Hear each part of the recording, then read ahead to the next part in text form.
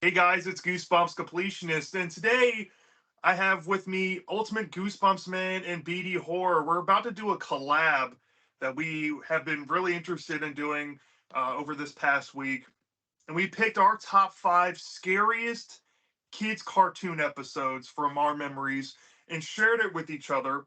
And we watched 15 episodes in total, including our own favorites and each other's favorites, and we're going to talk about them. First off, how are you guys doing tonight? How are you doing tonight, BD and Ultimate Goosebumps Man? Well, I'm doing great. Thank you. We just got off watching a Christmas movie, so that was fun. All right. What about you, BD? Doing good, doing good. This is probably the first time in I don't know, God knows how long, a decade that I got to watch Sunday morning cartoons. It's not something I'd done for a long time, so felt very refreshing to be back a kid again. Yeah, a lot of these episodes brought back memories because a lot of our choices were from cartoons that I watched when I was a kid. I know I'm a little bit older than y'all, so some of my episodes I picked, I'm pretty sure y'all might have missed the boat on a little bit, which is fine. And then some cartoons y'all picked, I'm like, I think my little brother that's 7 years younger than me probably watched those with y'all, but I never watched them. so, um, without further ado, I guess we'll start. Does anybody want to go first about one of their episodes? I guess I can go first if you want. All right, BD Horror. Share whatever episode you want to share first that you want to talk Okay. about. So I'm going to be going from the bottom scariest to the top scariest, in my opinion. And starting off number five on my list, I'm actually taking it way, way back. This is a cartoon that was actually before all three of us, but I did get to watch it upon reruns. And this is from Looney Tunes, the original Looney Tunes back in the late 1970s. And that is Hide and Go Tweet. Now, this was a cartoon special that involved Sylvester the Cat and then Tweety Bird, and this scared me because it's essentially a play on Jekyll and Hyde, except Tweety ends up becoming the Jekyll and Hyde monster. For those of you who have not watched this segment, I'm not going to spoil too much, but basically you have the cat and bird situation. Again, they're chasing after each other. However, they are basically chasing after each other outside of Mr. Jekyll's basically laboratory. And what ends up happening is Tweety ends up landing inside of the formula that causes him to transform into a monster sporadically, and you get this terrifying hulking figure of Tweety. This scared me as a kid. Now, as an adult, it's a lot more comedic than I would have imagined. But yeah, as a kid, this scared me because I remember watching this, obviously on Sunday morning. All the lights would be off in my house because I would sneak out to the TV to watch so that way my parents didn't yell at me. And yeah, this scarred me. It's quite dark at certain points. Like I'm pretty sure Sylvester tries jumping off of a building at one point because he's so terrified of Tweety, and then obviously, basically the bird tries eating him as well. And yeah, this one is pretty fun, although it does have comedic moments. I think the monster design as a kid really freaked me out, and I like the incorporation of Jekyll and Hyde since it's such a famous story. So I thought it was a pretty creative one. Yeah, I guess I'll chime on to Hide and Go Tweet. It was a short and sweet, like 7 to 8 minute little episode, and I didn't mind that. I think the shortest episode next to your pick was one of Ultimate Goosebumps Man's picks from Steven Universe. I don't know. I hope I'm not giving anything away yet, but it was nice to have a shorter pick because one of my picks was like 40 something minutes because it was a two parter. so um, for a Looney Tunes cartoon, I thought this was pretty impressive. However, um, I thought it was mostly okay. Looney Tunes has never been my thing. If I'm being honest, I've never been a big Mickey Mouse Looney Tunes person, and I'm not trying to take anything away from mainstream cartoons or anything, but they just never have captured my attention. Or I guess because when I grew up, I was more into like Ninja Fighters. I was more into alien bad guys, stuff like that. The cool stuff every late 90s kid was into. And Looney Tunes, I mean, I guess was still cool, but you only caught Looney Tunes in between the cartoons you're trying to watch on Saturday morning cartoons. so, um, but this one, seeing Tweety Bird get some leverage on Sylvester the Cat was funny to see. I did like that first moment when Sylvester uh, encountered Tweety Bird in his hide form. that was actually pretty tense, I would say, for a cartoon. He kind of like broke his body parts as Tweety Bird tried to grab him. I thought that was pretty well done. But yeah, fun enough episode. Nothing much else to say. Ultimate Goosebumps, man. What do you have to think about Hide and Go Tweet? Well, I thought the episode was pretty fun as well. I remember, like, it reminded me of another episode I remember catching on TV when I was a kid that scared me in a similar way because it was another Jekyll and Hyde situation, but with Bugs Bunny being invited to Dr. Jekyll's house, and then stuff ensues with Hyde. So it just reminded me a lot of that. And I agree with a lot of you. The monster Tweety design is fantastic. I think it was just a really cool and unique spin on that character. And I think it was just, as you said, completionist, it's fun to see Tweety having a leg up on Sylvester for once, and just kind of the incidents of, how Tweety kind of like transforms back and forth between Hyde and his regular form. I think especially the scene that cracked me up was when Sylvester was like putting him into the sandwich, and as he was like looking for spices, Tweety just like turns into the Hyde thing again. And there was a lot of great, Looney Tunes has always got some really fun comedy, very much like a Tom and Jerry kind of slapstick that I really enjoy. So, yeah. All right. Ultimate Goosebumps, man. I guess you're next. Which one do you want to share from your list? Well, I might as well share my kind of least favorite, I guess, and that would be Cat Fingers from Steven Universe. It is, I think, episode 6 of season 1, and season 1, in my opinion, was kind of the weakest point of the show, especially early on, just because they were trying to just copy a lot of the similar cartoon format where it was episodic. Everything was just kind of, it wasn't at its fullest potential yet. And I think this episode is fun. It definitely has a premise that scared me as a kid with the whole idea of just a mutation going on that you can't control. And I might as well get into a little bit of the plot as well. Basically, it starts off with Amethyst shape shifting because gems have the ability to shapeshift, just to taunt Pearl and kind of just give her a hard time. And Steven sees this and really wants to try shape shifting for himself, but is only successful in turning his finger into a cat. And things just kind of get out of hand from there. And I think this episode is fun. There's a lot of really silly yet effective body horror in there. And I think it's just kind of a kind of crazy episode that's definitely one of the better ones of the early first season. So that's pretty much all I gotta say about it. Yeah. I have to say, for like a 10-minute episode, it flew by, and I dig the idea of him trying to shapeshift, but it only goes to his fingers, and then the fingers end up like becoming tumors across his body. That's effective stuff. Like for body horror, I can understand that. Maybe if you read that on paper more than seeing it, Mm-hmm. it might do a little more, I think. But it was still kind of played for goofiness, even though you do have some slight emotional moments from Stephen begging with his father. I thought that was pretty well done for what it was. But yeah, like I kind of agree with both of y'all's placements of your bottoms. That's where I would have put them. I thought this one was okay too. Short and sweet episode, but it was still fun. For a cartoon. So yeah. Yeah, I BD, you wouldn't want to add say. something?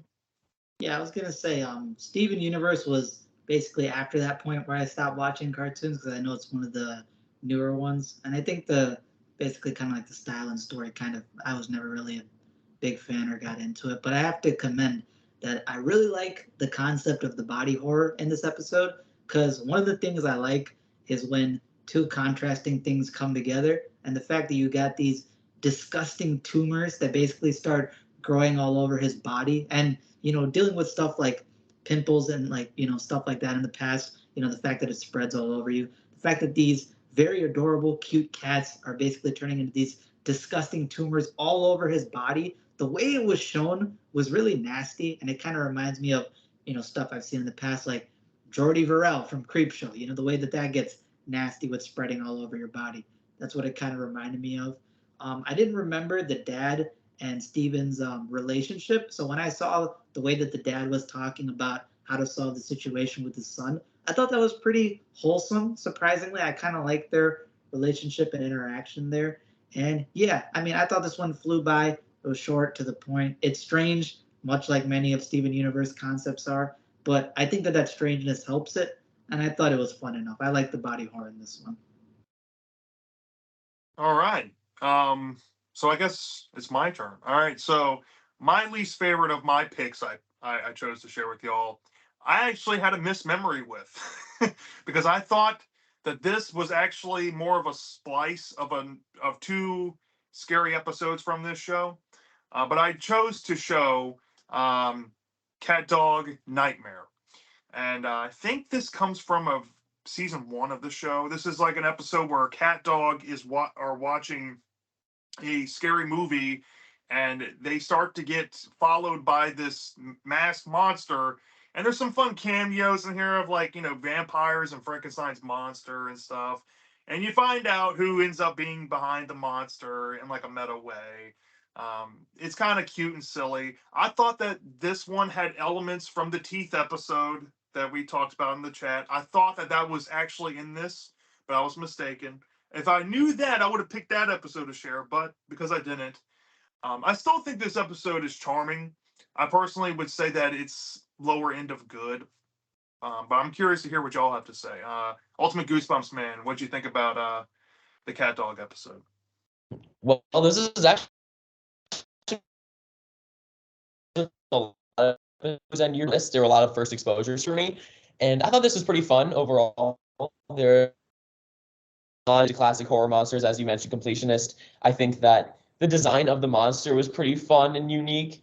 I think it's a very silly concept for a monster design, but in the context of the episode, they do a good job of trying to make this thing intimidating. And a lot of the chases and just, especially like some of the build up to him actually appearing in the real world was really fun.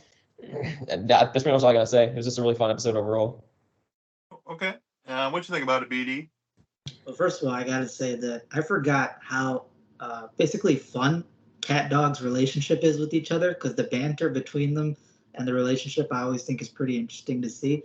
And I have to say that even though the ending kind of made me a little bit kind of thrown off because, with the twist, I think that the whole episode is pretty much fun. I like the idea of this movie monster basically showing up in real life. And I think that it's pretty clever how they kind of match the movie in the canon verse with what's going on in the real world. And yeah, I thought it was pretty fun. Not much else to say. The monster is definitely interesting. I was not expecting that to be kind of this slasher type of creature. But yeah, it's a fun one. I enjoyed it overall. And the best part to me was, again, the banter between Cat Dog. I think they work well for episodes basically coming together. All right. So, do y'all think that me putting it at the bottom is fair? Pretty fair. It was my second bottom. Okay. All right. Just It double was checking. All overall. right. So I'm gonna pass it over to Ultimate Goosebumps man to start off number four. All right. So, what is your number four or second, I guess, least favorite? My second to least favorite is from Scooby Doo Mystery Incorporated, and that is the episode The Legend of Alice May, which was one that absolutely terrified me as a kid just by the cold open alone. I think the cold open was easily the highlight of the episode.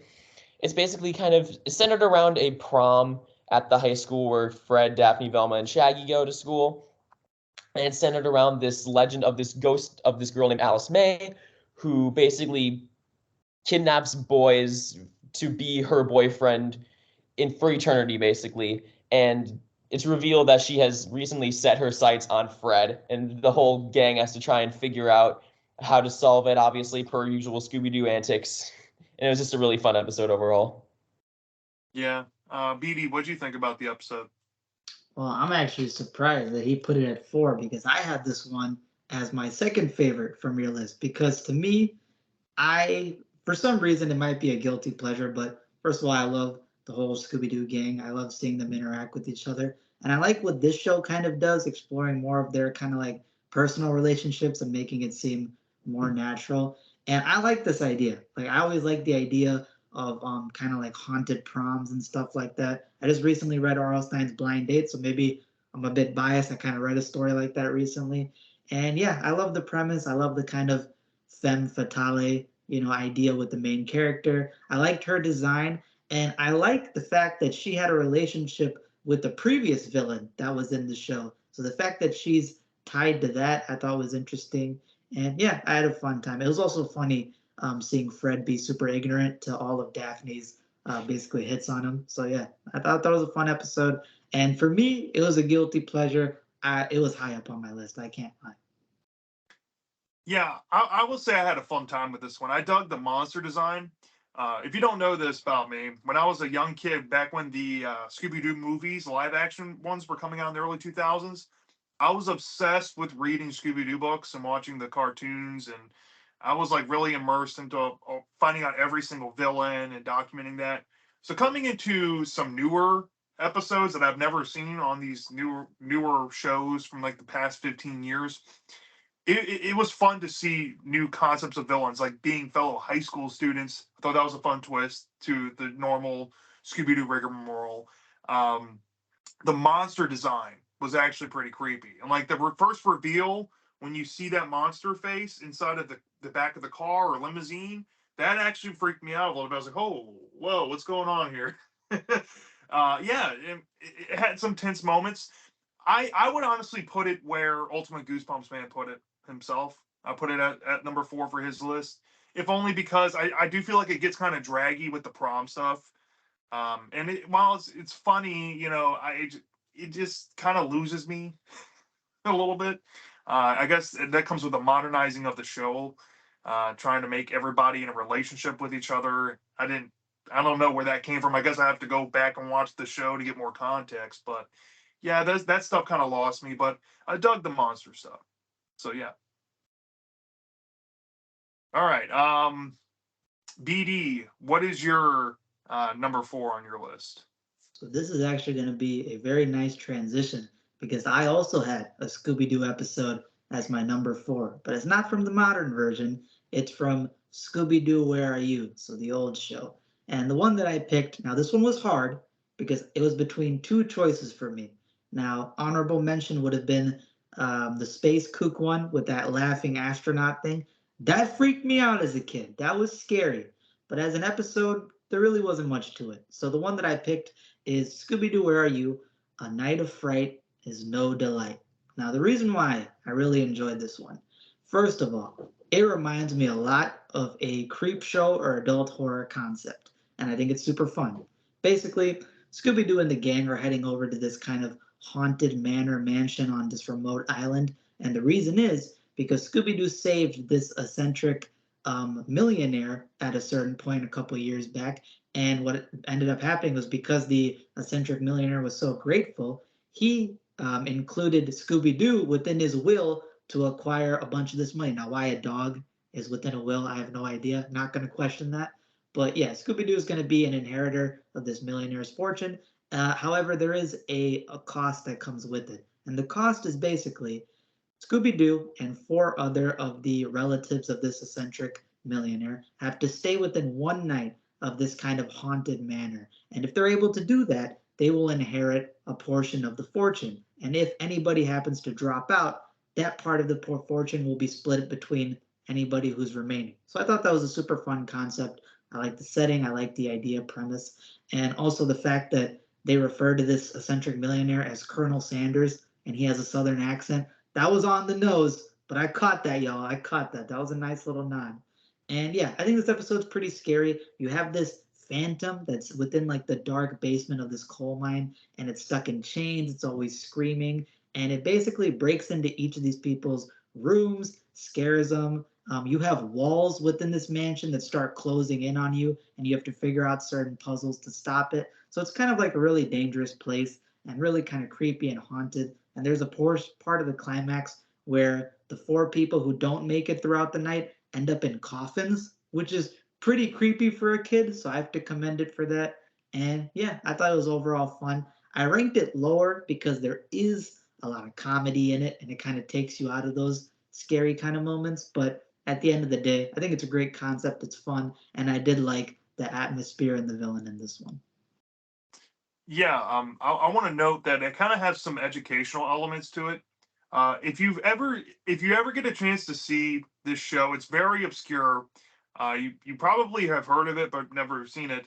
It reminds me of an episode from The Wacky Adventures of Ronald McDonald called Scared Silly. And that was actually one of my honorable mentions I wanted to share because I watched that all the time as a kid. It involves an identical concept. They go inside of a haunted house and they have to they have to solve puzzles in each room to get closer to solving the mystery. And there's educational elements in there, and it kind of feels like a reverse Saw movie in this Scooby Doo episode. I really dug that. I like the inclusion of many characters. There's many characters involved, and um, mild spoiler, there's not just one villain at the end, there's two. So I thought that was really cool, a cool twist on a Scooby Doo episode, especially the old ones. And yeah, it was fun.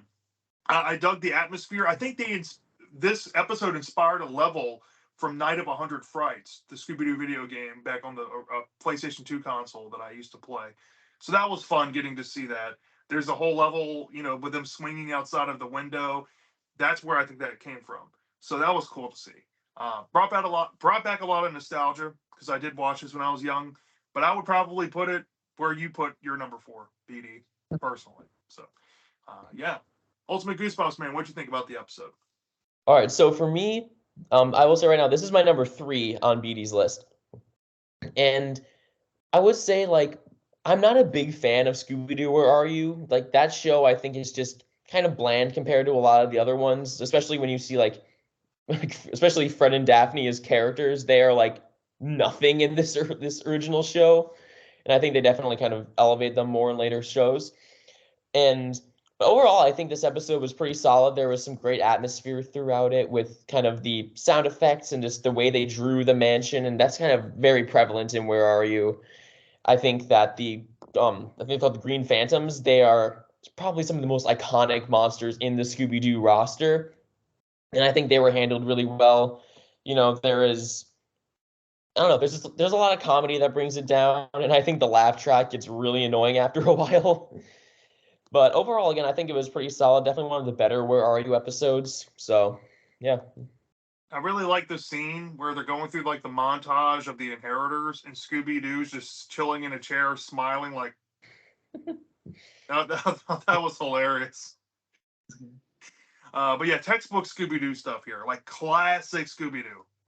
I had a ball with it, but I like your 3 other ones more that we have yet to talk about. So we got to my number 4, and this one, I remember the day this aired, and y'all probably weren't even born yet. Maybe BD. I don't know about. I think Ultimate Goosebumps, man. I don't know if you were born yet, but it's a Graveyard Shift from SpongeBob, the classic hash slinging slasher episode.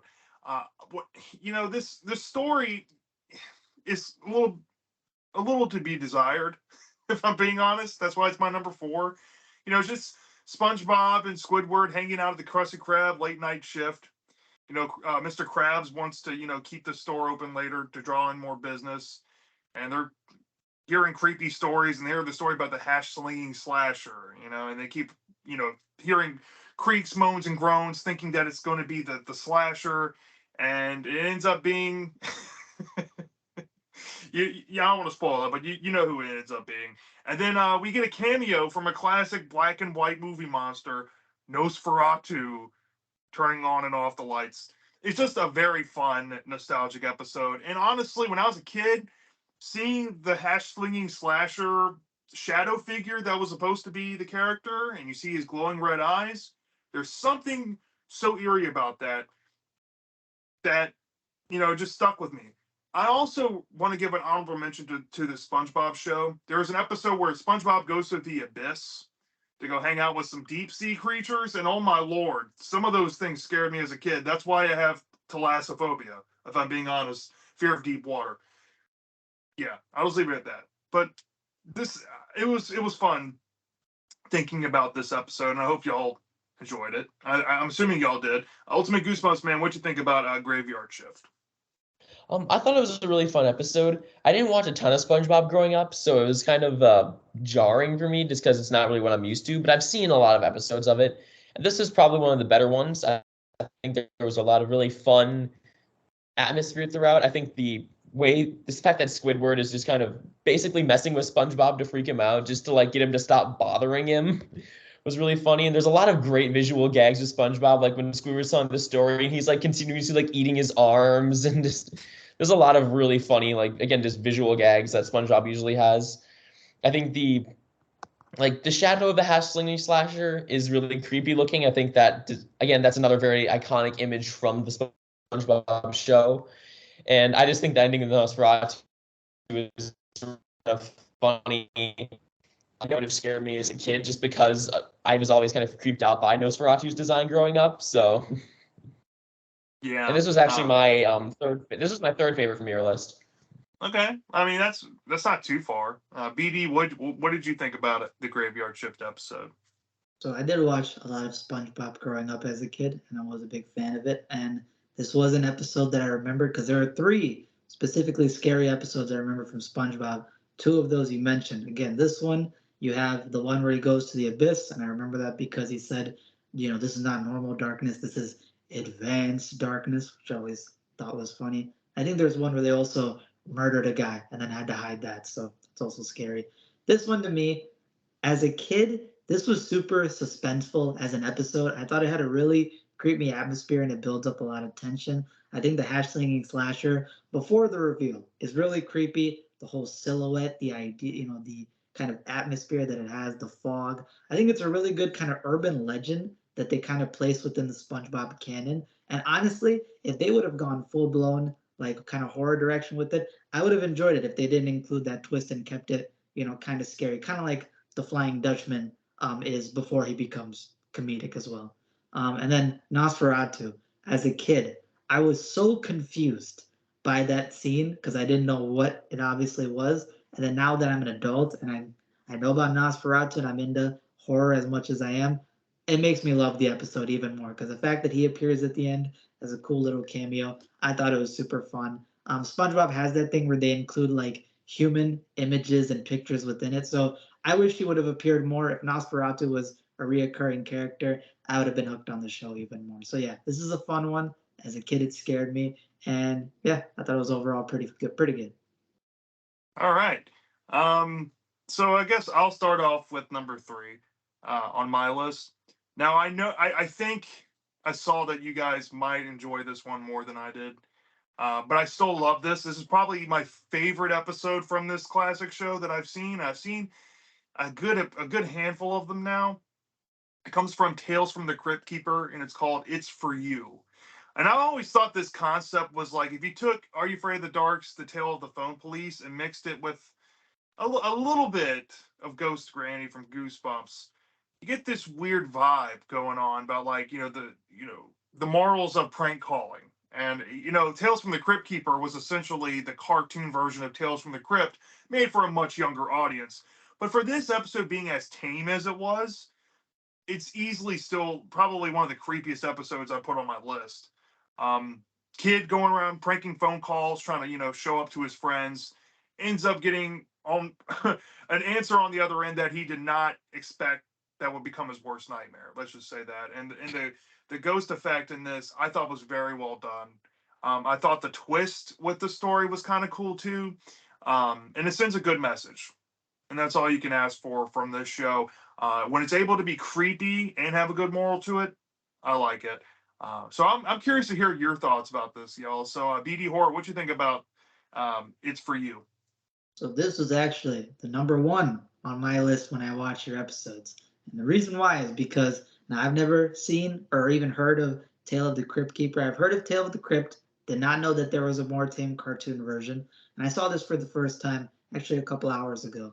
And I have to say that this one I think to me has the scariest concept and I really like kind of what they did with the grandma's design at the end. It's super creepy and I didn't expect it to be that creepy. I think the idea of prank calls and kind of getting the wrong phone number has always kind of scared me. So the fact that they incorporate it well with the classic trope like the person on the other end knows your name even though it's a prank call, and the fact that they keep on ringing you and ringing you and ringing you, it reminded me of stuff that I enjoyed in the past, and it actually reminded me of the Tales from the Dark Side episode involving the phone in the apartment. It actually reminded me of Answer that a Me? little. Answer Me. Yeah, This I thought actually that too. reminded me of Answer Me. Kids version, not as dark, but it gave me some hints of that. And yeah, I like this one. I thought it was creepy. I did think that the parents were a little bit too corny, like the way that they're like, "Don't prank call. It might hurt other people's feelings. It's not okay." And then the kid has to apologize to all the people that he prank called. A little bit corny, a little bit forced morals. But overall, I thought it was super effective. And I like the fact that this episode does not hit you right away with how creepy it is. It slowly builds it up, builds it up, builds it up, and then it gets really scary at the end. And then you get kind of a happy go lucky ending. So this was my favorite. I put it at the top of my list. Yeah, I feel like the concept and the story is comparable to like an Are You Afraid of the Dark concept or Goosebumps. Like it would be good in like a Tales to Give You Goosebumps short story collection. Yeah, I really dig that for that, and you don't really find those kind of episodes in this show. So if you want to try this more, maybe I can give you some recommendations. If you trust me. But Ultimate Goosebumps, man, what did you think about It's For You? Well, I agree with BD. This is my favorite of your list completely. I think it was easily the scariest of the group. And it's kind of funny how you each kind of give your own comparisons. Because for me, it gave me very Calling All Creeps vibes in a lot of ways, like with the idea of a prank call going wrong and the fact that, and the whole scene of him like getting called in the middle of the night by this old lady. I think that was obviously very Calling All Creeps. And I don't know when this came out in comparison to that, but I wonder if this and Calling All Creeps kind of took off of each other for that. Um, I the climax and the old lady terrifying and just in a really tense moment. And I know as if I saw this as a kid, it would have traumatized me. And I agree with like the good morals. I like those kind of stories where it's kind of a warning as to, don't do this or this may happen to you kind of idea. I think it's just a good way to kind of teach kids to kind of not do bad things, I guess is the best way to word it. And yeah, overall, I thought it was just really fun and really good. All right, it's good to hear. All right, so you guys definitely disagree with the placement I put it, but um, yeah, I want to hear you guys' number three. Ultimate Goosebumps, man. What is your number three on your list? So my number three was Natural Selection from the Spectacular Spider-Man. Now, this episode, again, like I was watching through the show as a kid, and I actually stopped watching the whole show after seeing this episode. And I don't think I even made it through the whole one because as a kid, transformations scared me so much. I have no idea why. It's such a weird thing to be afraid of, but I think just the idea of the human body like changing into something not human just really freaked me out. And for those of you who don't know the plot of this one, it involves kind of was a follow up from the second episode, which was the main, and some of his electricity hit the formula that Dr. Connors was creating to regrow his arm. And he takes it home that night and injects himself with another trial of the formula. And after they get shocked by Electro, it works and his arm regrows back in this really gnarly looking effect with like tendrils of skin busting out of his like stump, which I thought was really cool. And essentially, this is the lizard episode, and things just kind of go downhill with Connors from there. Yeah, I definitely saw a lot of David Cronenberg's The Fly inspiration in that episode, where he's starting to gain more lizard on his body, and the lizard is slowly taking over. That creeped me out because it gave me flashbacks to that movie, and that movie is one of the most disgusting things I've ever seen. Imagining what this would look like in real life petrifies me because I'm terrified of body transformations too. Like deep rooted, I have deep rooted psychological trauma from watching that movie at a young age. Trust me.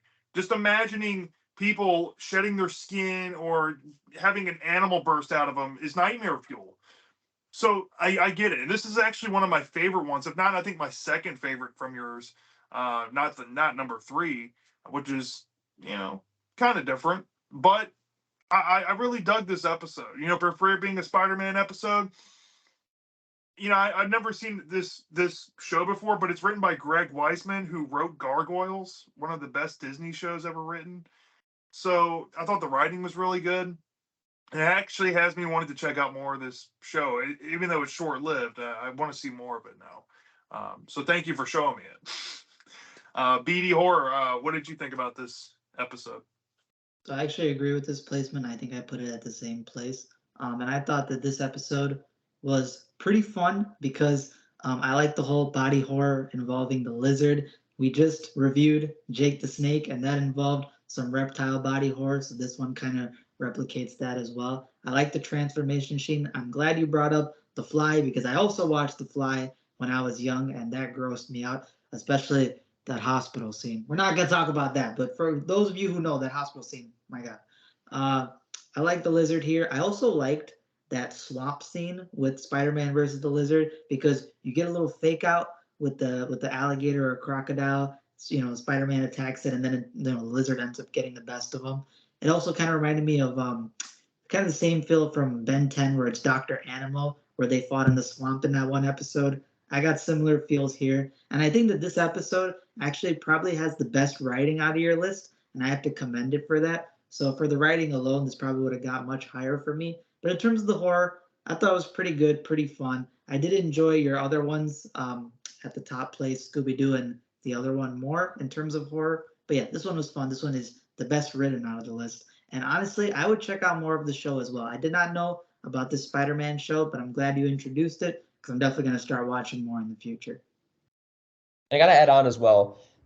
Yeah, this show is probably my favorite Spider-Man show, and Spidey's quips in this show are so good, especially in this episode. Like the scene where like the lizard's in the subway and crawling across the ceiling was really funny. And I think yeah, Spidey's quip during there was he has a lot of great quips throughout the whole show, and there's a lot of really good characterization with the villains. And I think that Peter's arc at the end of this episode in particular was really good with the whole photo contest idea. Yeah. I also I really like the setup and payoff to the kid looking at the files of reptiles and saying that lizards don't care if their young die because they have lizard brains, and I like that how that plays in the climax. When the kid's involved with the lizard, I thought that was kind of touching and very smart writing. So yeah, impressed me. All right, so um, let's pass it to BD. Yeah, have you done your number three yet? I have not done my number All right, three all yet. right. So I'll pass it to you. What's your number three?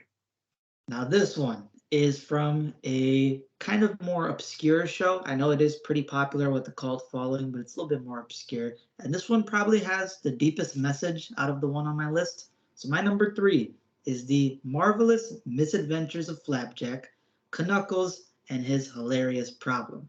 Now, for those of you who don't know, this episode basically plays on Knuckles' addiction to candy. Candy has an alcoholic effect on him where he kind of gets drunk from it, he gets addicted to it, and it's kind of a play on drug addiction. So basically, as they do, they're always searching for candy in the show.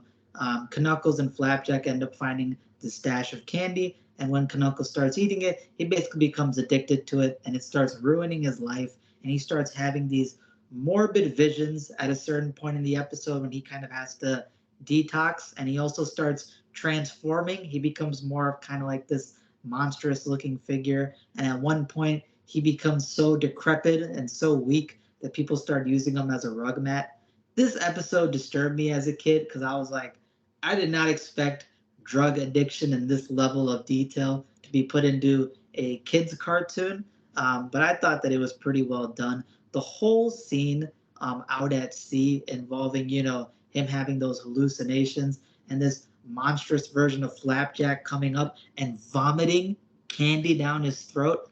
That is super disturbing. I don't know how that passed for Cartoon Network, but it did, and it did end up becoming more memorable in my heart. My only problem is that the plot is kind of weak in this one. I know it's only half the runtime of the actual episode, but there's not much plot to it. There's not much structure.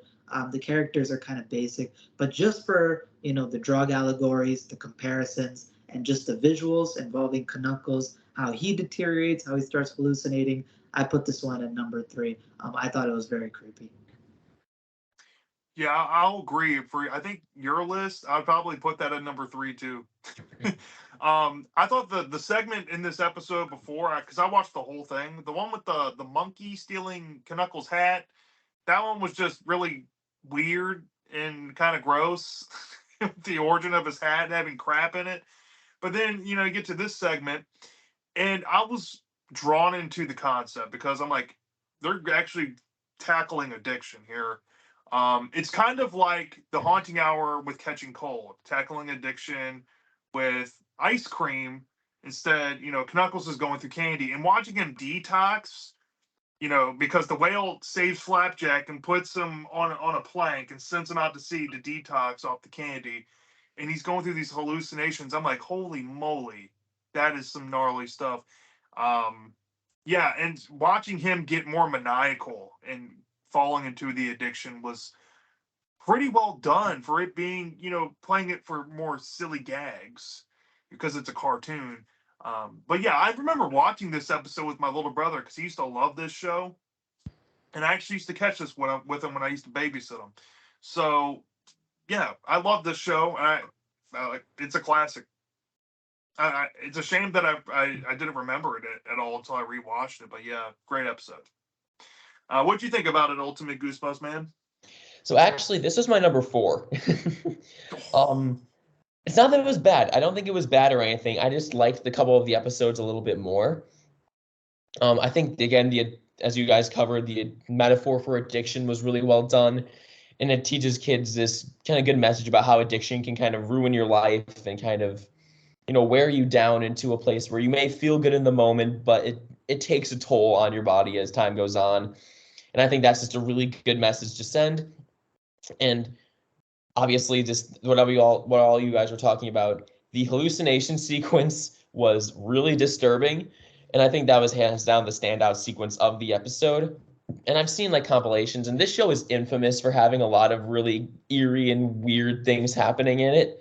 Like the cat episode is one of the main ones I remember seeing. I remember there's a lot of those kind of episodes in this show, and I think this one has a lot of really eerie stuff during that hallucination. Everything else I think was still pretty solid though. All right. So great points. Let's move on to our number twos. BD horror. What's your number 2 on your list? Now, this episode, it's a little caveat. I think this is the best episode on my list in terms of a package. It's just the number one scared me more, so I put that a little bit higher. But episode 2 is from one of the all-time greatest cartoons. I'm gonna say it, y'all. This is one of the best cartoons out there. This is one that I fanatically loved as a kid. The original Teen Titans, not that Teen Titans Go. No, Teen Titans, the original. This was a fantastic show. I love every single character in here, all 5 of them. I think it's probably my favorite, one of my favorite cartoon friend groups. So I really love this show. And this episode is one that I completely forgot about. If you were to ask me about Teen Titans, I don't remember this episode, but after some digging, I found it, and it is Teen Titans Fear Itself. And from the title, you can figure out that this is going to be a scary one. So the way it opens up is that the Teen Titans are obviously facing off against basically kind of like the villain of the week, and the reoccurring villain in the show is named Control Freak. He's basically this couch-ridden bum that has this super remote that can basically transform technology into sentient forms and kind of make them attack people. And he's a huge movie nerd. He knows everything about TV and movies. So he raids this movie shop and he basically starts turning everything into monsters. And at the end of the fight scene, it basically gets revealed about this scary movie that's coming out. And this scary movie is said to be super terrifying and it's said to be cursed. So anybody who watches this movie, something bad's going to happen to them. And obviously, Beast Boy decides to get it. He brings it back to the Teen Titans Tower. And as they watch it that night, all of them are scared. However, Raven, being the kind of more secluded, introverted character, she's scared, but she doesn't really want to admit it. She wants to be brave. And they go to sleep that night, and bad stuff starts happening. And it may or may not be related to Raven and her powers. So the biggest strengths of this episode, aside from the fact that it has probably some of the best characters in my opinion, and them being fleshed out, this is terrifying. This episode has some scary monsters in it. That evil thing that has 3 red eyes and all the mouths across the body and the tentacles, the fact it's huge, it chases after them, it scrapes its claws against the walls, and it's super terrifying. It basically kidnaps and essentially kills a lot of people in this episode. You have the army of killer rats that are like part, I don't know, pterodactyl, part rat that's chasing after him. You have the giant pterodactyl. This is just overall a scary episode. It has a lot of kind of like demonic figures in it. And I love the atmosphere. I love the fact that, the tower loses power and they're basically in this really dark place and they have to kind of solve the mystery of what's going on. And yeah, I thought it was super creepy. And I love the way that they included the moral in this story because it's not forced. It's actually a part of the plot, and the mystery has to be figured out by the main character that's causing the whole problem. And when that person realizes what's going on at the end, it actually improves their character, and that goes on further in the show, even beyond just this episode. So, yeah, I enjoyed it a lot. This is the best episode, in my opinion. It's just not the scariest one compared to the next one. So, those are my thoughts. All right. What'd you think about it, Ultimate Goosebumps, man? So this is actually my number one from your list. I absolutely loved it. And I will say, as a kid, when I had no taste, I liked Teen Titans Go a lot. But obviously, I've grown up and I have matured and I've since discovered the original Teen Titans, and it's obviously much better. But yeah, I think this episode is great. Just going before the plot, as an animation nerd, I love the style of the show. I think there's just a lot of fun visual gags and just there's just so much unique stuff going on in it that I think the visuals are great. But going more onto this episode, I think the opening fight with Control Freak in that video store was just really fun and just it took a lot of the plot that I didn't expect it to go on for as long as it did, but it was really fun, so it was worth it. I love that fear monster that is in the episode. It was probably the scariest thing in any of the shows we've watched, in my opinion. I think there's just, and the whole second half of the episode has some fantastic tension and atmosphere, and just the lighting and everything just goes together so well to make this episode really scary. And even as an adult, it unnerved me a lot, which isn't really a thing that a lot of these episodes did anymore. But this one really was effective in that, in my opinion.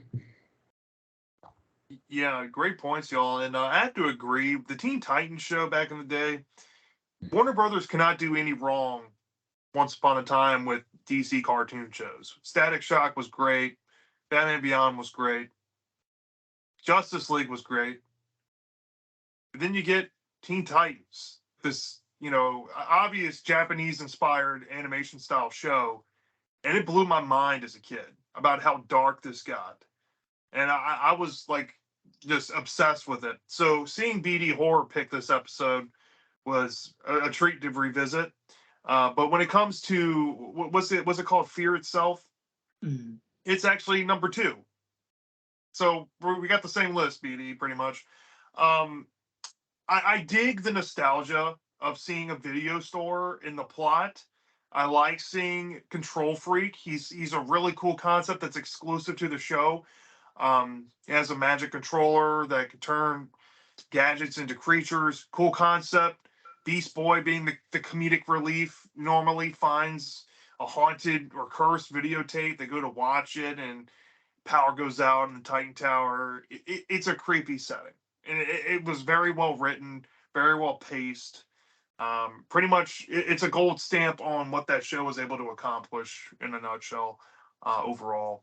And it arguably is. I think there might be a scarier episode.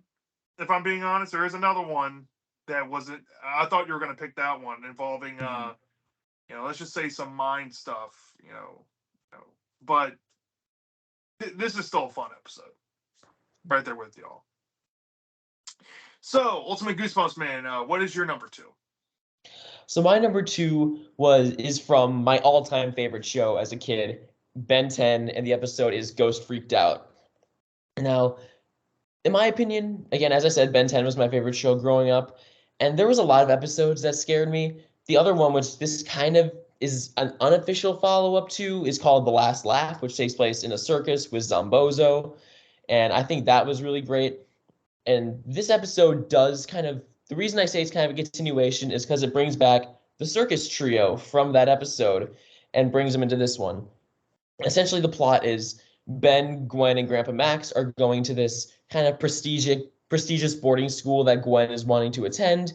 And while they're taking this tour with this really kind of snobby tour guide that's really annoying, but she Well, basically, Ben has been having troubles with Ghost Freak. He's been seeing Ghost Freak in his shadow as he's walking. Every time he tries to use the Omnitrix to transform into an alien, it always defaults him to Ghost Freak. And there's just a lot of really weird stuff going on with there. And eventually, like about halfway through the episode, Ghost Freak escapes from the Omnitrix and reveals that he had a sentience the entire time, and he was essentially trapped in the watch. And he reveals this true form, which is this really terrifying ghost thing with like an upside down skull head and tentacles coming out of its chest and stuff. It's really creepy design that I love dearly. And then the whole rest of the episode is basically Ghost Freak trying to possess Ben to get a physical body. And during this, there's a lot of really kind of fun Evil Dead body hopping kind of stuff that Ghost Freak does with the circus trio and eventually Gwen. And there's a really dark scene involving Ghost Freak possessing Gwen that I think was just fantastic. It's just a really good episode overall, and I really have fun with it every time I watch it. Yeah, I had a lot of fun with this episode. It brought back memories of watching the show when I was younger, when it was first coming out. Because I was super invested into Ben 10. And I remember this episode shocked me, and like I didn't see this kind of coming kind of way. So rewatching it again, um, I thought that there were some things in here that I kind of wish, this is more special case because I put this as my number 3. It's because I'm more well versed in the show. I think the writing here, thinking back on that old show, probably I don't know how to explain it, but all I'm going to say is the writing kind of gets in the way a little bit, but the scares are there. I do like Ghost Freak's true form. I do like the nightmare sequences Ben has. I do think that the stipulations in the climax with Gwen, very dark. Uh, the show arguably goes darker later on, but yeah, this is definitely an iconic episode from that old show, especially the original Ben 10 show. Yeah, it was my number 3 for your picks, but yeah, it's good. What'd you think about it, BD? What'd you think about Ghost Freaked Out? Now, for your list, this was actually towards the middle because I think just as an episode standalone, I really enjoyed it. But I tried to look at kind of what episodes I thought had more of a better story concept or kind of just more scary, in my opinion. However, there are, I think, like 3 cartoons that really made up my childhood. And of course, it was like the first 3 Scooby Doo shows: Pup Named Scooby Doo, Scooby Doo, Where Are You? What's New, Scooby Doo? You had Teen Titans. But my favorite cartoon of all time is Ben 10. The original Ben 10, even Ben 10 Alien Force, those are my favorite cartoons. I absolutely love them. Just a couple of months ago, me and my best friend binged all of the show when it dropped on Netflix. So we had a blast with that. I love Ghost Freak.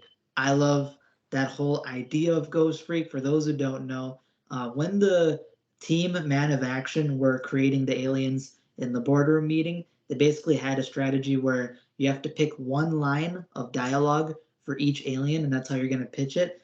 Ghost Freak's dialogue in the show was going to be Ben's not here anymore. So the whole idea of Ghost Freak is this betrayal, this terrifying aspect of it. Now, you did have another honorable mention, which I have to agree with for Ben 10, which was the last laugh, because that set up Ghost Freak being scary. When he rips open his skin and you see those tentacles and people freak out watching that, you get curious, what are they seeing underneath that skin? You find out this episode when Ghost Freak turns himself inside out. That is one of the creepiest scenes. His design is the best monster design out of any, I think, cartoon we talked about here today. The thing from Teen Titans was scary, but Ghost Freak having the upside down skull, the eye at the bottom, the tentacles hanging out, the giant fingers, it's super creepy. Gwen getting possessed and then Ghost Freak trying to use her to commit suicide in a cartoon is extremely dark and it's extremely effective to what kind of villain he is. And of course, he reappears in the Universal Monsters arc towards the end of the season, which is also great. So yeah, I love this episode. It's in the middle of my list for you, but just know that I absolutely love this one. If any of you are out there, go watch Ben 10, and if you want a good scary one, go watch this because Ghost Freak is one of the most terrifying kind of villains you'll see in cartoons. So I'm glad you brought up Ben 10. It's a great one to mention. All right. So I guess I'll share my number two. So this it's actually kind of hard because I think my top two are actually tied because these are the ones I love to watch every year around Halloween time. But thinking about it, my number two is All Grown Up: Interview with a Campfire. This is the two-part episode that runs like 40 something minutes. It does take a while to get into. It's a slow burn, but what I love about it is it starts off with a Scream homage where Lil's making popcorn. She's, by the way, if you haven't seen All Grown Up before, it's basically Rugrats, but they're all like teenagers. And Lil's making popcorn, and she gets a phone call like it's Scream, and she ends up being a prank. And then the gang ends up going on this camping excursion out into the middle of the woods, and they interact some weird folks out in the woods, and they start to come across some urban legends and some old campfire stories that may imply that somebody has died there, might be haunting the woods. And then people start vanishing. People of the main cast, and the kids are pretty much left alone with a camcorder, and becomes a found footage episode, and they're like literally recording like it's Blair Witch Project. And what I love about this is the final like 10 minutes of this episode. It is absolutely freaky. The way it ends, it actually ends on a horror stinger with like a stinger reveal in the found footage that they recorded. That was nuts to me. And like how that was passed in a Klasky Chupo show. I mean, there's some really creepy Rugrats episodes from back in the day too. I could have mentioned those, but this one shocked me when I first saw it, and it became one of my favorites. I actually had this on DVD, so one of my favorite episodes. I'm curious to hear what you have to say, though. Ultimate Goosebumps, man, what you think about Interview with a Campfire? So this is my number two from your list, much like you said. I love the whole concept of the, outwoods kind of ghost story, urban legend. And there was definitely, I think the musical subplot dragged the episode down just a little bit for me. I just didn't really care about that. And it was kind of a running joke that it was so bad that even the audience didn't care about it, which is very reflective of what I felt about it. But I think all the stuff surrounding the pioneers and the ghosts that are haunting and the specific reveal at the end were fantastic. As Completionist said, I love the Scream homage in the beginning. That was great. And there's just like a really good atmosphere about it when they're just out in the woods at night exploring and just all this creepy stuff starts going on. It was really solid. I really liked it. And it just kind of brought back memories of when I would go to camps as a kid. Yeah, and thinking about it, that's why I put it as my number two. The whole musical subplot, it does kind of drag it for its 40-minute runtime.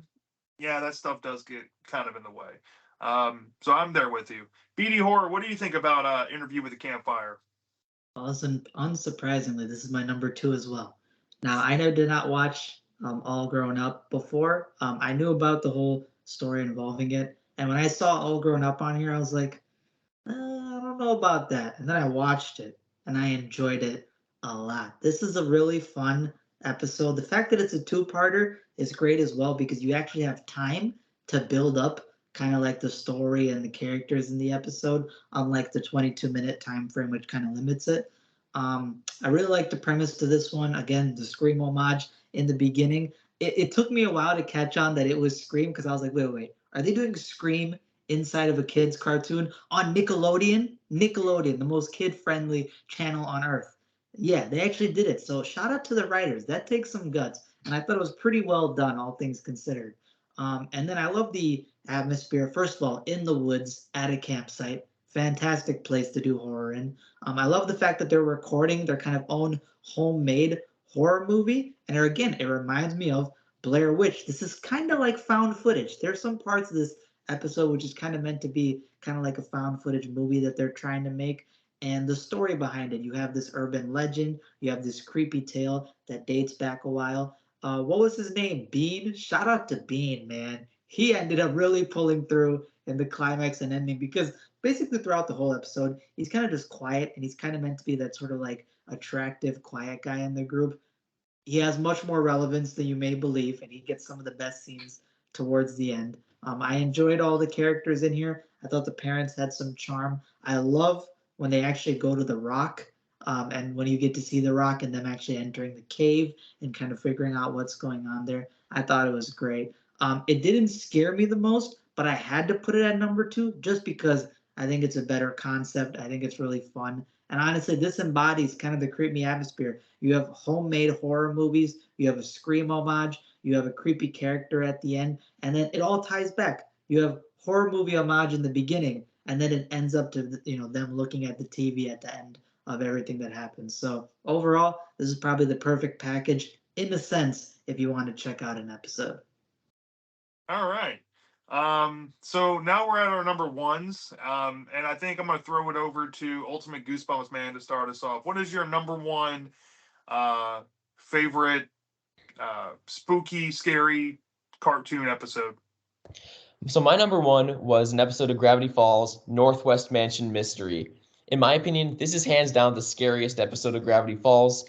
It's basically a plot where Pacifica and her parents, who are very upscale, wealthy members of Gravity Falls, they're trying to host this party for a lot of upper class citizens, and their mansion is experiencing some hauntings that have been going on for a while.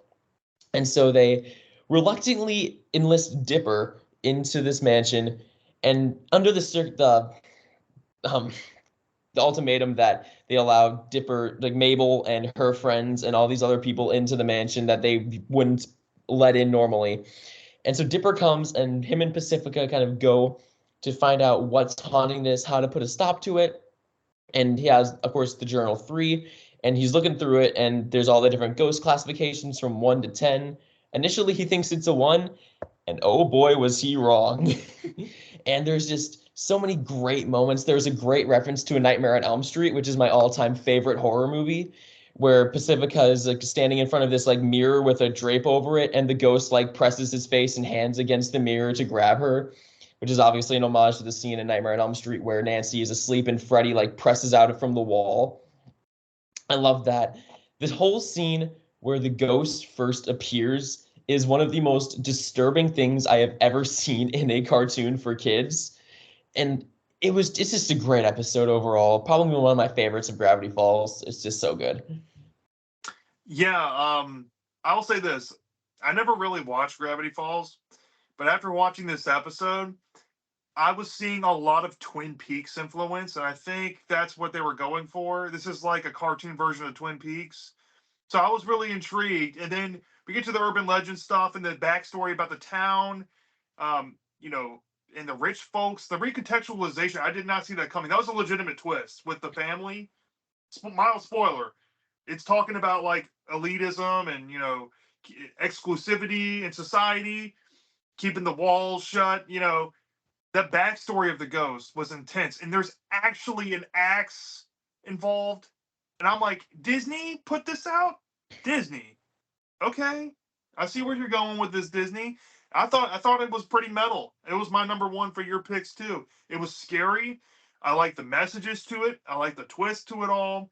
I like the vibe. And I think the art was really well done. There was like some talking taxidermy heads from like Evil Dead 2. I thought that was a good reference. I noticed that Nightmare on Elm Street reference too. A lot of horror homages in this episode, and it makes me want to go check out more of this show. So, uh, yeah, love this one. And what did you think about it, BD Horror? So for me, this was number one as well. Now, I saw the beginning of Gravity Falls actually when it first debuted. I was keeping up with Disney Channel at that time, and I remember when Gravity Falls got announced, and I was watching the beginning of that, and then I stopped watching after a while because I grew out.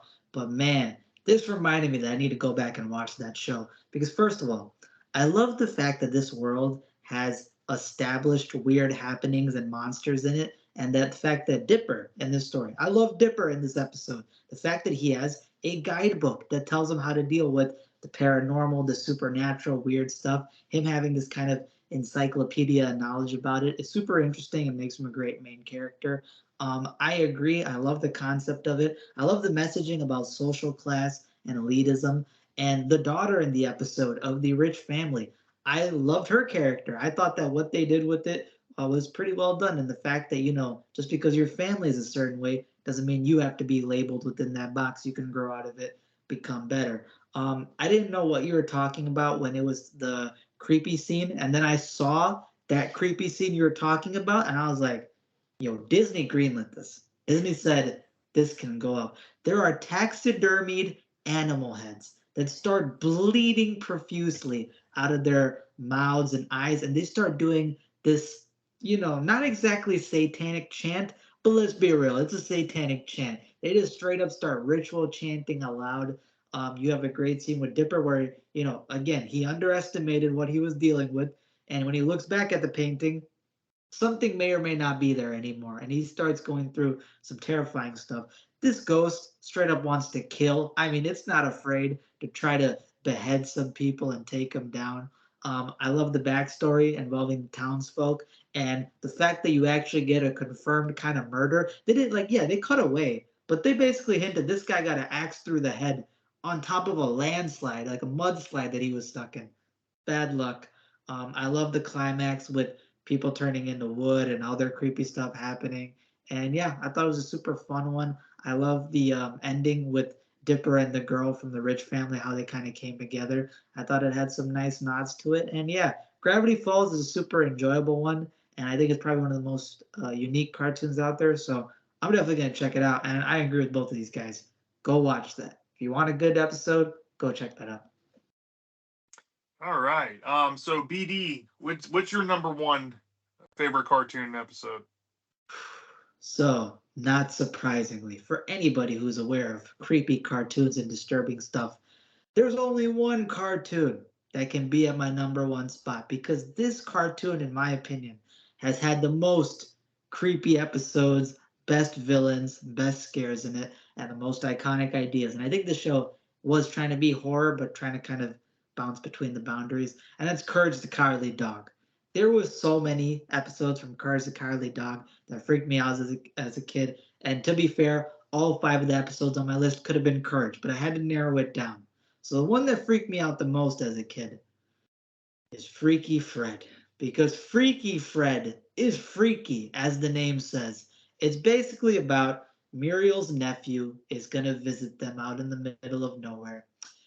And he's a strange individual. He's extremely strange. It opens up with this serial killer mental patient monologue he has in his head where he's basically talking in like a poetic way, but he always ends up being, I was very naughty. And you don't know what he means by naughty. He keeps repeating that. And he has this Joker grin and he's like, yeah, I was naughty. I gave in to my temptations. And you don't know what he's talking about. But then you see Muriel kind of, treating the nephew as this kind of great relative that's going to visit. You see right away Eustace is bolting up the door, so red flags go up. Because if Eustace is bolting up the door, you know something bad's about to happen. And the thing about Freaky Fred is he has a fetish, and that fetish is cutting hair. And he basically finds patients and buys pets just to shave them bald. And he likes seeing them in that disgusting hairless phase. And he makes it really kind of, again, erotic. There's a lot of erotic undertones that will make you very much uncomfortable. And this is the plot, y'all. Courage gets stuck in a bathroom with him, and it is very uncomfortable. As soon as you find out that Courage is locked in a bathroom with this freakazoid, it gets very creepy. And while Courage is trying to break out, this man's on the toilet. This man's on the toilet, grinning from ear to ear, ready to get down to business. And he basically starts shaving Courage, and it goes down this whole origin story with his fetishes, what he's done to certain victims, and apparently he's a repeat offender because there's like entire SWAT teams after him, and he's broken out of mental wards and stuff. Very very creepy. This episode freaked me out as a kid. It is the number one stranger danger thing I could have any kid watch. And yeah, Freaky Fred, he's a great villain, a very creepy character. This is a very perverted, fetishized episode. And yeah, even though there are some scarier Courage episodes, this one is just the most uncomfortable. And the fact that they just kind of keep it to the point, there's no real twist. There's no real plot in this story. It's just about this one kind of freaky guy. And yeah, this is number one for me. Yeah, I have to say, the episode where Freaky Fred is in, it's the second story. The first story is an Exorcist homage. What was it called? Night of the Mattress. And Mhm. seeing that this segment and then Freaky Fred back to back makes this episode one of the all-time best overall episodes from Courage the Cowardly Dog. I love the first segment, with the Exorcist bed. That stuff was great.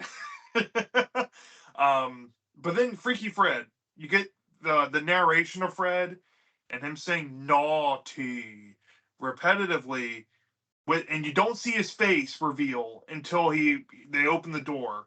But you're getting his perspective. It was so different from your average Courage episode, and it's playing a lot of commentary on SA. And if you know what SA I'm talking about, you can kind of take that's what it's talking about. It's being mature by being freaky and creepy with hair shaving stuff. But that's what I'm thinking that is playing on. And what happens to Courage can be implied metaphorically. That's what happened, which is awful, but it makes it that much more disturbing that this isn't a kid's show. But that just, like you said, should teach kids the stranger danger first and foremost. Can't trust even relatives of your own family. Um, yeah, thinking about it, yeah, it's playing a little too on the nose in some areas, but very creepy episode. It was my number one on your list too. I think it's the design of Fred that stays with me the most, and just seeing his face and presence legitimately bothers me. And I can't say that about a lot of cartoons. So there's that. Um, I love this episode. Ultimate Goosebumps, man. What did you think about Freaky Fred? So this is my number 2 from BD's list. I think it was really good overall. There was a lot of really great stuff.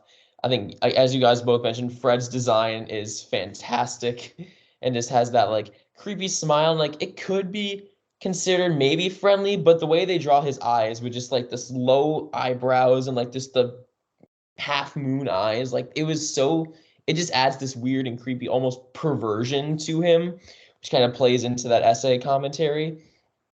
You know, just the way he pronounces the word naughty throughout this whole episode is just like so unsettling to hear. And it's just like you can just tell he gets some kind of enjoyment and, dare I say, pleasure out of this. um, but and it's the whole scene where he is locked in the bathroom with Courage and shaving him. There's just like the music during that scene is really terrifying, and just the whole scenario and background of Fred is just so unsettling to see. And I know this would have terrified me as a kid, and it definitely does kind of give those kind of that good moral of stranger danger. And don't just trust someone. I guess it's because of their maybe a professional because he's a barber. You shouldn't just trust them because of their career, because they may not be who they seem they are. Yeah, I totally agree. I get all of that out of this episode. Yeah, it's definitely one of the more out there Courage episodes, but it's on a lot of top tens for a reason. Um, but my number one is probably not on a lot. It's from a mostly forgotten show, but it was huge back in like the late '90s, early 2000s. Disney made a couple of movies around this IP. Used to air on Disney's One Saturday Morning cartoons. And this has been an annual watch every single year for the longest time. As you guys know, I'm a big anthology fan, and you got to know that my number one is an anthology episode with 3 segments in it. It's from Recess, and it's called Terrifying Tales of Recess. Now, what I love about this episode is that it has legit like a Rod Sterling narrator going through the whole episode, sharing different stories at the school that takes place in the show. Um, 3 terrifying tales that happen within the school. The first one was um, it was the something of the courtship, Children of the Corn chip, like playing on Children of the Corn. The second story was When Bikes Attack, and then the third story was Night of the Living Finsters. And the Night of the Living Finsters is my favorite one out of the 3 because of the scene with the sprinklers in the cafeteria, and you see the body melting stuff. That was crazy. But I mostly love this episode because it's anthology, and you're going through fun little cartoon spooky, not necessarily scary stuff, but the concepts are fun. For it being a lighthearted cartoon with 8 to 9 minute segments. Um, Children of the Corn Chip, you have like a were girl, and the Recess Gang has to figure out a way to stop her. When Bikes Attack is pretty much like Maximum Overdrive by Stephen King. Yeah, or Trucks, where bikes come to life and start attacking humans. That was really fun. And then you get Night of the Living Fencers, which is pretty much Night of the Living Dead, zombies, but they're kind of like Welcome to Dead House zombies, where they can melt and stuff. So it's just such a fun, iconic episode to me, and it's my absolute favorite. And I want to hear Ultimate Goosebumps Man's thought on this episode. Well, this is my number 5. And I think it was fun. Again, I enjoyed it. It was a fun time. I just think in comparison to the other episodes, it was the most lackluster for me. I do like a lot of this stuff. I like the character dynamics between all of the kids. I think they were really fun. There's a lot of fast-paced dialogue that just works really well. I think that I especially liked the third segment. I think that was hands down the best segment. I definitely agree there. The first one was also pretty solid, but the second one I think was just a little too on the silly for me. And like if we're just talking specifically like on our topic of scary episodes, this was definitely the least scary in my opinion. But I definitely understand why you like it, and I think it was still a really fun time. I think the one scene in the cafeteria is why I put it in the scariest, because when I was a kid, seeing what happens with the sprinklers traumatized me. I was like, oh my god, how's this happening in a cartoon? And BD Horror, I want to hear what you have to say. This one's actually in my top three. Top five is crazy. I'm not putting it there. Top three for me personally. Um, it's not the scariest to me, and I think it could be a little bit better in the writing. I didn't grow up watching Recess, so it's one of the first times I'm watching the show. But this is the kids' version of Creepshow. And that hit home for me because I love the anthology style to it. I love the fact that it's three story segments. I love the narrator, like you brought up, he narrates the stories and kind of leads you into it. He's kind of like this punk character, not necessarily a bully, but he's kind of got this like olden kid swag to him, kind of like a punk. And he always emphasizes, these are really real stories, and then proceeds to give the most absurd story possible. So I thought that was a nice touch. Um, I thought that the final story, although it was scary, I felt like it was too short for me, which is a good thing. It flew by fast. I just wish we could have saw more of it. I love the three story segments overall. I think my favorites is the bicycles that come to life one, only because yes, it reminded me of trucks from Stephen King. So when I saw the killer vehicles coming to life, I thought it was super fun. Um, I thought the way they handled it was good. I like the basically all the bikes coming in to the basically schoolyard, and then the ending where they think that they're safe, and then it turns out to be another twist. I thought that was fun. I like the wolf episode, especially when they started going into like British dialogue and started changing their costumes to be more like Sherlock Holmes. I thought that was a nice, fun touch that made it more entertaining at the end, albeit how random it was. And obviously, the final story, Miss Finster, terrifying lady. And then what they do with her in that segment makes her even more terrifying and more unlikable. So yeah, I thought it was super fun. I love this. I love the style of it. This is easily my favorite story structure to any of the cartoons we talked about today. And just if you're a fan of anthology, if you love Goosebumps, if you love Creepshow, if you love that, please go check it out because this is basically the kids' version of it. And honest to God, they should have done more like this. We should have had more Recess episodes like this because I would have watched every single one of them probably 5 times over. This is one of the most fun ones on your list. And yeah, at top three for me. Yeah, it was pretty much like the kids' cartoon version of like Simpsons Treehouse of Horror, Mm. which that I've always thought that, and that I've loved this ever since I first saw it air. I think around Halloween back in like the early 2000s. But just in case you haven't seen the show before, which I'm assuming you haven't, this episode I think is the only episode that's non-canon. So none of these events actually carry over or matter. They're just like one-shot spooky stories. So, but I love it for that reason. So yeah, I guess we'll go around one last time and pick our top three faves that we watched out of all 15 for this watch through. BD Horror, what were your top three faves from all 15 that we watched? So I obviously got to include Freaky Fred in there. I thought that was one of my favorites. I'm also going to include yours, Recess. I thought Recess was probably my favorite story structure to any of the cartoons in here. And um, I want to give kind of like a little bit of a cheat because I like Teen Titans a lot, but I also thought Gravity Falls had the most unique story. So I'm gonna put Teen Titans Fear Itself as my third, but an honorable mention to Gravity Falls because I could easily replace it for the third spot. It had the most unique story to me, and I thought it's in competition with some of the best writing. So those are my top three. All right. Ultimate Goosebumps man, what were your top 3 out of the 15? All right, so my top three would be, I think Fear Itself was easily my favorite from BD's list. It was really great. Definitely had one of the scarier episodes of the picks that we all did. My second one would probably be It's For You. I just really liked that whole concept. I just think it was really well handled. It had a good message. It had some really creepy moments. And then my number one was the number one on my list, which is Northwest Mansion Mystery. Yeah, great picks on your list, and BD. I surprisingly came out really loving that Gravity Falls episode. That was my third. That Northwest Mansion Mystery episode was fantastic. I literally had pretty much no complaints. It was pretty much a 5 out of 5. Um, my second favorite, I'm gonna have to give it to Freaky Fred. It brought like, and I put it at perfect because it was paired with the Exorcist bed segment. It's like legit a perfect episode of Courage. And then my number one favorite, which would be, of course, the Recess, Terrifying Tales of Recess. I've always loved this episode.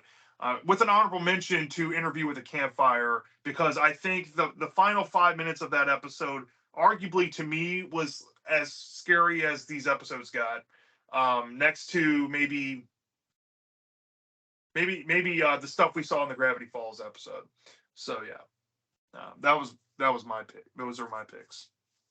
But I think we're all pretty much kind of congruent on the at least our top twos on each of our lists. All right, so yeah, this was fun. This was so much fun, and maybe we should do this. Maybe for like sitcom shows or something. We pick like scary sitcom episodes. And we talk about our favorite scary sitcom episodes or something. That'd be fun to do. Maybe down the road at some point. But yeah, that this was our collaboration on our top 5 favorite scary kids cartoon episodes.